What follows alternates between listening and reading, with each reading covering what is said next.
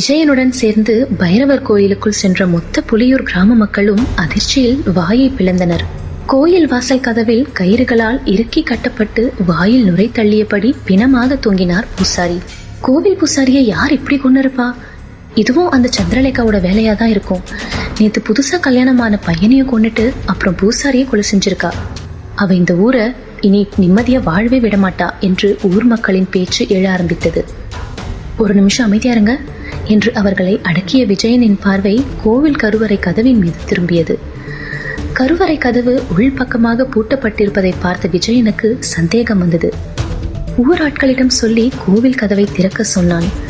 பெரிய இரும்பு பாலம் ஒன்றை எடுத்து ஆட்கள் சிலர் சேர்ந்து கொண்டு கருவறை கதவை இடிக்க தொடங்கினார்கள். டங் டங் என்று எழுந்த பெரும் சத்தத்தில் பைரவர் கோவிலே நடுங்கியது. ஒரு வழியாக கருவறை தாழ்பால் நகர கதவு தானாக திறந்தது. அனைவரும் அதிர்ந்து போய் பின்வாங்கி நிற்க உள்ளே இருந்து மயங்கி தெளிந்தவன் போல வெளியே வந்தான் கார்த்திக். அனைவரும் அவனை ஆச்சரியமாக பார்த்தார்கள். விஜயனுக்கும் அதே ஆச்சரியம்தான். வெளியே வந்த கார்த்திக் ஊரே திரண்டு வந்து நிற்பதை பார்த்து ஆச்சரியமடைந்தான். ஹலோ, யார் நீ என்றான் விஜயன். என் பேர் கார்த்திக். நான் ஒரு ரிப்போர்ட்டர். ஒரு டாக்குமெண்ட்ரி விஷயமா சென்னையிலிருந்து இங்கே வந்திருக்கேன். அது இருக்கட்டும், முதல்ல நீ எப்படி இந்த கோவில் கருவறைக்குள்ள போன அதை சொல்லு. அது தயங்கியபடி இழுத்தான் கார்த்திக். கேட்குறல, சொல்லு. யாருமே இந்த கோவில் கருவறைக்குள்ள இருந்து வர முடியாது. நீ எப்படி வந்த? யார் நீ? இல்லைங்க, நேற்று ராத்திரி ஒரு பூசாரி என்று ஆரம்பித்த கார்த்திக்கின் வாய் அடுத்த வார்த்தையை சொல்வதற்குள் அதிர்ச்சியில் அடங்கியது. நேற்று இரவு அவனை கருவறைக்குள் அனுப்பிய பூசாரி அவன் கண் முன்னே கோயில் வாசல் கதவில் கயிறுகளால் கட்டப்பட்டு பிணமாக தொங்கிக் கொண்டிருப்பதை பார்த்து வாயடைத்து நின்றான். இவர்தான், இந்த பூசாரி தான் நேற்று என்னை கருவறைக்குள்ள தள்ளி காப்பாத்தினாரா? யார்கிட்ட இருந்து காப்பாத்தினாரு? அது ஒரு பெண்ணோட உருவம். என்னப்பா சொல்ற? உருவமா? ஆமாங்க, நேற்று ராத்திரி சந்திரலேகான்னு ஒரு பொண்ணோட கதையை பூசாரி என்கிட்ட சொல்லிட்டு இருந்தாரு. அப்போ ஜோன்னு மழை வந்துச்சு. அப்பதான் அந்த உருவத்தை நான் பார்த்தேன். புடவை கட்டிக்கிட்டு மல்லிகைப்பூ வச்சுக்கிட்டு செம்ம அழகா இருந்துச்சு அந்த பொண்ணு. அந்த உருவம் எங்களை நோக்கி வந்துச்சு. உடனே பூசாரி நான் இங்க இருந்தா எனக்கு ஆபத்துன்னு சொல்லி என்னை கருவறைக்குள்ள தள்ளி விடியற வரைக்கும் வெளியே வரக்கூடாதுன்னு கதவை பூட்டிட்டாரு. அதுக்கப்புறம் எனக்கு கண்ணை இருட்டிட்டு மயக்கம் வந்துருச்சு. நீங்க கதவை உடைக்கிற சத்தம் கேட்டுதான் எந்திரிச்சேன். ஆனா இப்ப பார்த்தா என்னை காப்பாத்தின பூசாரியே இப்படி செத்து தொங்கிட்டு இருக்காரு. பாவம், நல்ல மனுஷங்க அவரு என்று அவருக்காக வருத்தப்பட்டான் கார்த்திக். ஊர்க்காரர்கள் அனைவரும் அவனை ஏதோ ஆபத்தானவன் என்பது போல முறைத்து பார்த்து கொண்டிருந்தனர். விஜயன் மட்டும் அவன் சொல்வதில் ஏதோ உண்மை இருப்பதை போல உணர்ந்தான். தலையை அழுத்தி பிடித்து கொண்ட கார்த்திக், எனக்கு எல்லாமே ஒரே மர்மமா இருக்குங்க என்றான். அவனுக்கு மட்டுமல்ல, புலியூர் கிராமத்தினருக்கும் அவன் சொல்லியது அனைத்தும் மர்மமாகவே தான் இருந்தது. சந்திரலேகாவால் நேற்று ஊரில் புதுமா பிள்ளை இறந்து போன விஷயத்தை கார்த்திக்கிடம் சொல்லிய ஊர் மக்கள் இந்த ஊர் அவனுக்கு நினைக்கும் அளவுக்கு சாதாரண ஊர் இல்லை என்றும் இங்கு சந்திரலேகாவின் ஆவி சுற்றி கொண்டிருப்பதாகவும் அவனை அச்சமூட்டினார்கள். பிறகு நேற்று இரவு கார்த்திக் பார்த்ததாக சொன்ன உருவத்தை பற்றி அவனிடம் விசாரித்தான் விஜயன். அந்த உருவத்தை முழுவதுமாக பார்க்கவில்லை என்றாலும் வேறு ஒரு அழகான பூந்தோட்டத்தில் ஒரு பெண்ணை சந்தித்த விஷயத்தையும் அவள் சந்திரலேகா என்று சொல்லி அவனுடன் உறவு வைத்துக் கொண்ட விஷயத்தையும் சொன்னான் கார்த்திக். ஆனால் கண் விழித்து பார்த்தபோது கோயில் கருவறைக்குள் கிடந்ததாக கார்த்திக் சொன்னபோது ஊர் மக்களால் இதை நம்ப முடியவில்லை.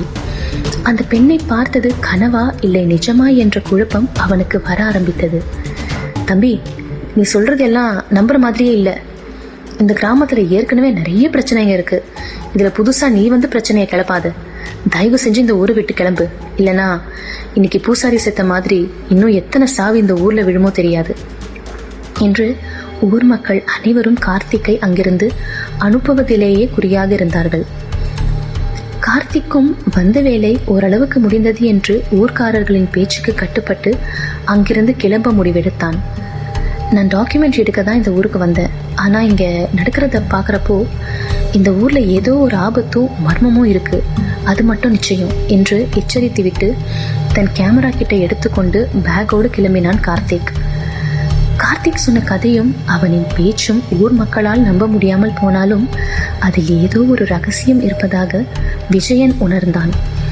இந்த பையன் சொல்லிட்டு போற மாதிரி அவ சந்திரலேகாவை பார்த்திருந்தா அவ எதுக்கு இவனை கொல்லாம விடணும்? இவனுக்கும் இந்த ஊருக்கும் ஏதோ தொடர்பு இருக்குன்னு தோணுது என்றான் விஜயன். அப்படி எதுவும் இருக்காதுப்பா, வெளியூர்காரனால ஊருக்கு தான் பிரச்சனை, அந்த பையன் போறது தான் சரி என்று ஒரு மனதாக சொல்லிவிட்டு கருவறை கதவை இழுத்து மூடிவிட்டு ஊர் மக்கள் கலைந்தார்கள். 20 அடி தூரத்தில் இருக்கும் கல் மண்டபத்தில் இப்போதும் தன் முகத்தை ஒரு பக்கம் சேலை தலைப்பால் மூடிய அழகான கவர்ச்சியான பெண் உருவம் அவர்களையே பார்த்து கொண்டிருந்தது. குறிப்பாக அவள் பார்வை ரயில்வே ஸ்டேஷன் செல்லும் ஒற்றையடி பாதையில் நடந்து சென்று கொண்டிருக்கும் கார்த்திகையை ஊருருவி கொண்டிருந்தது. விஜயனுக்கு மட்டும் கார்த்திக் மீது எழுந்த சந்தேகம் கலையாமல் இருந்தது. அவன் சொல்வதில் ஏதோ ஒரு உண்மையும் சந்திரலேகாவுக்கும் இவனுக்கும் ஏதோ ஒரு தொடர்பு இருப்பதையும் விஜயனால் உணர முடிந்தது. மாலை 7 மணி. புலியூர் ரயில்வே ஸ்டேஷன் ஆள் அறவற்ற அந்த ஸ்டேஷன் அந்த ஊரில் இருக்கும் அமானுஷ்யங்களின் தொடர்ச்சியாக அமைதியாக இருந்தது. அந்த நீண்ட நெடிய பிளாட்பாரத்தில் ஒற்றை ஆளாக கையில் பெட்டியுடன் தனியாக நின்று கொண்டிருந்தான் கார்த்திக். அங்கு வீசிய இதமான காற்று கார்த்திக் மனதில் இருந்த குழப்பங்களுக்கு சற்று ஆறுதல் கொடுப்பது போல இருந்தது. அப்போதுதான் திடீரென கார்த்திக் கொலுசு சத்தத்தையும் மல்லிகை பூவின் வாசத்தையும் உணர்ந்தான். முந்தின நாள் இரவு சந்திரலேகாவை சந்தித்த போது அவன் உணர்ந்த அதே மல்லிகையின் மனம் சில நொடிகள் அவனுக்கு வலது பக்கமாக கொலுசு சத்தத்தையும் ஒரு அழகிய பெண்ணின் சிரிப்பொலியும் அவன் கேட்டான். அவன் காதில் யாரோ வெட்கத்துடன் சிரிப்பது போலவும் அவன் கழுத்து பகுதியில் உஷ்ணமான மூச்சுக்காற்று படுவதையும் மீண்டும் உணர்ந்தான். சட்டென அவன் திரும்பி பார்த்த நொடியில் கொலுசு அணிந்த ஒரு இளம் பெண்ணின் கால்கள் அவன் பார்வையில் இருந்து விலகி ஓடியது. அருகில் இருந்த ஒரு தூணிற்கு பின்னால் சென்று மறைந்து கொண்டது. கார்த்திக் திகைத்து போனான். அடுத்த சில நொடிகள் அந்த பெரிய கான்கிரீட் தூணிற்கு பின்னிருந்து வளையல்கள் சினுங்கும் சப்தம் கேட்க கார்த்திக் எட்டி பார்த்தான். கை நிறைய வளையல்கள் அணிந்த ஒரு ஜோடி அழகான பெண்ணின் கைகள் கண்ணாடி வளையல்களை குலுக்கி ஆட்டியது. மருதாணி பூசி அழகாக டிசைன்களுடன் அலை வீசுவது போல அந்த கைகள் அவனை நோக்கி அசைந்தது. பின் அழகான பாதங்களும் கொலுசொலியோடு சேர்த்து அவன் பார்வையில் தோன்றி மறைந்தன. அது யார் என்று தெரிந்து கொள்ளும் ஆர்வத்தில் தூணை நோக்கி சென்றவன் அங்கு யாரும் இல்லாததை கண்டு ஏமாற்றம் அடைந்தான். குழப்பம் கார்த்திக்கின் மூளைக்குள் சுழன்று அடித்தது. ஸ்டேஷன் முழுக்க சுற்றி சுற்றி வந்து பார்த்தான். ஆனால் கார்த்திக்கால் பார்க்க முடிந்தது அங்கங்கே மறைவில் அவளின் கால்களையும் கைகளையும், ஆங்காங்கே தெரிந்த அவளின் கவர்ச்சியான அங்கங்களையும் மட்டும்தான். ஒரு கட்டத்தில் சலிப்படைந்த கார்த்திக் மீண்டும் பிளாட்பாரத்திற்கே வந்து பார்த்த போதுதான் தண்டவாளங்களுக்கு நடுவில் சிகப்பு சேலையில் ஒரு இளம் பெண் நடந்து செல்வதை அவன் பார்த்தான். அது கனவில் அவனுடன் நெருங்கி உறவாடிய அதே உருவம்தான் என்பதை கார்த்திக் உணர்ந்தான். பிளாட்பாரத்தில் இருந்து தண்டவாளத்திற்கு தாவினான். ஒரு நிமிஷம் நில்லுங்க என்று அவளை பின்தொடர்ந்து நடந்தான் கார்த்திக். அவள் திரும்பி பார்க்காமல் இடைகளை குலுக்கி தன் போக்கில் நடந்து கொண்டிருந்தாள். ஏங்க நில்லுங்க ஒரு நிமிஷம் என்று வேகத்தை அதிகரித்து நடந்தான் கார்த்திக். சட்டென அவளின் கையை பிடித்து நிறுத்தினான். அந்த கைகளை தொட்டபோது அவனுக்குள் பாய்ந்த மின்சாரத்தை அவன் கனவில் அவளுடன் இருந்தபோது உணர்ந்திருந்தான். அவள் கையை பிடித்து மெதுவாக அவளை தன் பக்கமாக திருப்பினான் கார்த்திக். திரும்பி அவள் நிமிர்ந்து அவனை பார்த்தவள் உதடுகள் கடித்து வெட்கத்துடன் சிரித்தாள். பேரழகியான சந்திரலேகா இப்போது அவனுக்கு முன்னால் நின்று கொண்டிருந்தாள். நான் பூந்தோட்டத்துல பார்த்த அதே பொண்ணு, நீ சந்திரலேகா தானே என்று கேட்டான் கார்த்திக். அவள் இமைக்காமல் புன்னகையை மட்டுமே பதிலாக தந்தாள். எதுக்கு என்னை துரத்திக்கிட்டே இருக்க? உனக்கு என்கிட்ட இருந்து என்ன வேணும்? நேத்து நீ ஆசையா என்னை தொட்டது, முத்தம் கொடுத்தது, நம்ம ஒன்னா இருந்தது எல்லாம் உண்மையா இல்ல எல்லாமே பொய்யா? இல்ல, நான் உன்னை தொட்டது உண்மை. உன் வாசம், உன் ஸ்பரிசம் எல்லாமே எனக்கு இன்னும் ஞாபகம் இருக்கு. என் வாழ்க்கையில நான் இது வரைக்கும் அனுபவிக்காத சந்தோஷம் அது. அப்ப நீ நிஜமா? நிஜம்னா இந்த ஊர்ல நேத்து நடந்த கொலையை பண்ணது நீதானே? என நடுக்கத்துடன் அவன் கேட்க, புன்னகைத்துக் கொண்டிருந்த அவள் அழகான முகம் சட்டென இறுக்கமாகி மாறத் துவங்க, சட்டென்று தம்பி என்று அவன் தோளில் ஒரு கை தட்டியது. திடுக்கிட்டு திரும்பி பார்த்தான் கார்த்திக். அங்கு விஜயன் நின்று கொண்டிருந்தான். யார்கிட்ட சார் பேசிட்டு இருக்கீங்க? அதுவும் நட்ட நடு தண்டவாளத்துல நின்னுகிட்டு என்றான் விஜயன். இப்போது கார்த்திக் திரும்பி சந்திரலேகா நின்றிருந்த திசையை பார்த்தபோது அங்கு சந்திரலேகா இல்லை. அது அவனுக்கு இன்னும் குழப்பத்தையும் அதிர்ச்சியையும் கொடுத்தது. அந்த அதிர்ச்சியுடன் விஜயனிடம் திரும்பினான் கார்த்திக். இந்த ஊர்ல எப்போ ட்ரெயின் வரும்னு யாருக்கும் தெரியாது. புயல் மாதிரி வந்துட்டு ஸ்டேஷனை தாண்டி போயிடும். முதல்ல பிளாட்பாரத்துக்கு வாங்க. சந்திரலேகா விட்ட உயிரை ட்ரெயின் அடிச்சுட்டு போயிட போகுது என்றான் விஜயன் சின்ன சிரிப்புடன். பிளாட்பாரத்திற்கு ஏறி வந்த கார்த்திக், நீங்க? நான் விஜயன். கோயில்ல பார்த்தோமே, இந்த ஊர் தான். பரம்பரையா எங்க குடும்பம் தான் இந்த ஊர்ல ஜோதிட சாஸ்திரம் பார்க்குறோம். கார்த்திக் அவனை ஞாபகப்படுத்தி கொண்டான். சார், நீங்க சொன்னதையெல்லாம் ஊருக்காரங்க யாரும் நம்பல. ஆனா அதுல ஏதோ மர்மம் இருக்குன்னு எனக்கு மட்டும் தோணுச்சு. அதான் வந்தேன். எப்படி சொல்றீங்க? நீங்க சந்திரலேகாவை நிஜமாவே பார்த்திருந்தா அவ ஏன் உங்களை கொல்லாம விட்டுருக்கணும்? இது வரைக்கும் அவளை பார்த்த யாருமே உயிரோடு இருந்ததில்ல. எனக்கும் அந்த சந்தேகம் இருந்துச்சு என்றான் கார்த்திக். அப்படின்னா உங்களுக்கும் இந்த சந்திரலேகாவுக்கும் ஏதோ தொடர்பு இருக்கு. அதுதான் உங்களை இந்த ஊருக்கு வர வச்சிருக்குன்னு நினைக்கிறேன் என்றான் விஜயன். ஆனா உங்க ஊர்க்காரங்க தான் என்ன போக சொல்றாங்களே. அதை நான் சமாளிச்சுக்கிறேன். நீங்க என் வீட்லயே தங்கிக்கலாம் வாங்க என்றான் விஜயன். நிஜமாவா சொல்றீங்க? ஆமா சார். ஒருவேளை நீங்க சொன்ன மாதிரி அந்த சந்திரலேகாவால இந்த ஊருக்கு ஏதாவது ஆபத்து வர்றதா இருந்தா அதுல இருந்து இந்த ஊரை காப்பாற்ற வேண்டியது என்னோட கடமை. அதனாலதான் உங்களை நம்பி என் வீட்டுல தங்க வைக்கிறேன்னு சொல்றேன் வாங்க என்று விஜயன் கூப்பிட கார்த்திக்கிற்கு அவன் மேல் ஒரு நல்ல அபிப்பிராயம் வந்தது. அவன் பேச்சில் எந்த சூழ்ச்சியும் இருப்பதாக அவனுக்கு தோன்றவில்லை.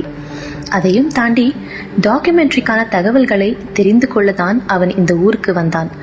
ஆனால் இந்த 24 மணி நேரத்தில் அவன் சந்தித்த அதிசயமான அமானுஷ்யமான அனுபவங்கள் அவனுக்கு மேலும் ஆர்வத்தை தூண்டியது. சந்திரலேகா இருக்கிறாளா? தன்னை தீண்டியவள் உண்மையில் பெண்தானா, இல்ல அவள் ஒரு கற்பனையா? அந்த பாம்பு முத்திரைக்கும் எனக்கும் என்ன சம்பந்தம்? அனைத்தையும் தெரிந்து கொள்ளாமல் இனி இந்த ஊரை விட்டு கிளம்பக்கூடாது என்று தனக்குள் முடிவெடுத்துக் கொண்டான் கார்த்திக். சரிங்க, வாங்க போலாம். விஜயனை தொடர்ந்து பெட்டியுடன் ரயில்வே ஸ்டேஷனிலிருந்து வெளியேறினான் கார்த்திக். அவர்கள் ஸ்டேஷனை விட்டு வெளியேறி ஊருக்கு செல்லும் ஒத்தையடி பாதையில் நடக்க ஆரம்பிக்க, நீ இங்கதான் இருக்கணும்ன்ற விதி, அதை யாராலையும் மாற்ற முடியாது கார்த்திக். நீங்க வந்தது எனக்காக தான் என்று முணுமுணுத்தபடி ஒரு அழகிய புன்னகையுடன் சற்று தொலைவில் அவர்களுக்கு பின்னால் நின்று பார்த்து கொண்டிருந்தாள் சந்திரலேகா. அவள் கருவிழிகள் கங்காக மாறி ஜொலித்தது. சிறிது நேரத்தில் விஜயனின் வீட்டை அடைந்தனர் இருவரும். பழமையான கேரள ஸ்டைலில் 2 அடுக்குகளை பெரிய ஓட்டு வீடாக அது அமைந்திருந்தது. திண்ணைகளும் முற்றங்களும் கொண்டு அமைதியான அழகுடன் இருந்தது அந்த வீடு. கார்த்திக்கை தன் வீட்டிற்குள் அழைத்து வந்த விஜயன், சார், முதல்ல போய் குளிச்சுட்டு வாங்க, சாவகாசமா எல்லாம் பேசலாம். அவனுக்கு மாடியில் தங்குவதற்கான ரூம் ஒன்றை கொடுத்தான். விஜயன், எல்லாம் ஓகே, இந்த சார் தான் இடிக்குது. நீங்க என்ன கார்த்திக்னு பேர் சொல்லியே கூப்பிடலாம் என்று சொல்ல சிநேகத்துடன் சிரித்த விஜயன், சரி கார்த்திக், ரெடி ஆயிட்டு வாங்க என்று சொல்லிவிட்டு நகர்ந்தான். தன் பேக்கிலிருந்து டிஷர்ட் டவல் எடுத்துக்கொண்டு குளிப்பதற்காக பாத்ரூமை நோக்கி நடந்தான் கார்த்திக். உள்ளே இருந்து யாரோ குளித்து கொண்டிருக்கும் சத்தம் கேட்டது. அப்போது அதே கிசுகிசுப்பான சிரிப்பொலியை அவன் கேட்டான். மெல்ல பாத்ரூமின் கதவை நெருங்கி எட்டி பார்த்தான். கோயிலின் கர்ப்ப கிரகத்திற்குள் கனவுலகத்தில் அவன் கண்ட காட்சியில் வந்த அதே பெண் தன் பின்புற அழகை காட்டியபடி நீரால் தன் உடலை நனைத்து குளித்து கொண்டிருப்பதை பார்த்தான். அவள் உடல் முழுவதையும் மறைக்கும் அளவுக்கு அவளின் கூந்தல் நீண்டு விரிந்து ஈரம் சொத்தி கொண்டிருந்தது. அவன் நடுமுதுகு சில்லிட்டது. பளிங்கு போல நீரில் நனைந்து மின்னிக் கொண்டிருந்தது அவள் பொன்னிற உடல். இது சந்திரலேகாவேதான் என்று கார்த்திக் உறுதியாக நம்பினான். அவள் அங்க அழகில் மயங்கியவன் அவளை தொட நெருங்கினான். இந்த வீடியோவை லைக் பண்ணுங்கள், உங்கள் ஃப்ரெண்ட்ஸ்க்கும் ஷேர் பண்ணுங்கள், அப்புறம் எங்கள் சேனலை சப்ஸ்கிரைப் பண்ணுங்கள்.